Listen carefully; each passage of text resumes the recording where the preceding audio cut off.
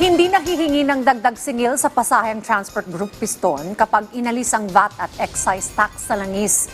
Iminungkahi rin ng ilang ekonomista na paigtingin ang digitalization sa mga serbisyo ng gobyerno para mabawasan ang trapiko at konsumo sa petrolyo ng publiko. Si Bernard Ferrer sa report. Doble kayod ngayon ang jeepney driver na si Limuel. Kasunod ito ng pagtaas ng presyo ng mga produktong petrolyo dahil sa nagpapatuloy na tensyon sa Middle East. Maaga siyang nagpakarga ng diesel sa isang gasolinahan sa Commonwealth Avenue sa Quezon City. Nagkarga na ako rito kanina ng 300. Nakadalawa akong biyahe. Wala na naman.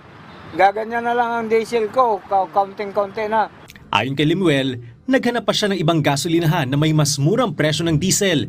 Ngunit ilan sa mga kanyang pinuntahan ay sarado pa. Umaasa naman siya sa sandaling magbigay ng fuel subsidy ang pamahalaan ay mabigyan din sila at hindi lamang ang kanilang mga operator. Pagkakasyahin muna ni John Paul ang kanyang budget sa ipakakarga niyang gasolina. Baling budget ko lang talaga sa tutusin, 120 lang parate. Ngayon. Ewan ko kung abutin pa ng 2 litro to. Dahil dito, magtitipid muna siya. Kwento ni John Paul, kung dati ay nagkakape pa siya, ngayon ay ipandaragdag na lamang niya ito sa kanyang pampagasolina.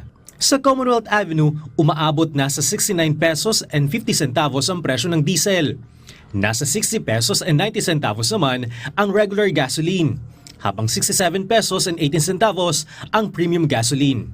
Nanawagan ng Transport Group na Piston na ilisin ang VAT at excise tax sa langis upang mabawasan ang pasanin ng mga driver at operator ng pampublikong transportasyon. Kung matugunan ang hinihiling ng Piston, posibleng hindi na nila ituloy ang paghahain ng petisyon para sa dagdag pasahe. Ayon sa isang ekonomista, hindi lamang ang pamahalaan ang may tungkulin. Kailangan din ang kooperasyon ng pribadong sektor upang matugunan ang epekto ng tensyon sa Middle East, lalo na sa pagtaas ng presyo ng produktong petrolyo. Government should guide the private sector, no? Encourage them to do their contingency planning. One of which is kung pwedeng hybrid ang work, mag-hybrid, no, sa private sector.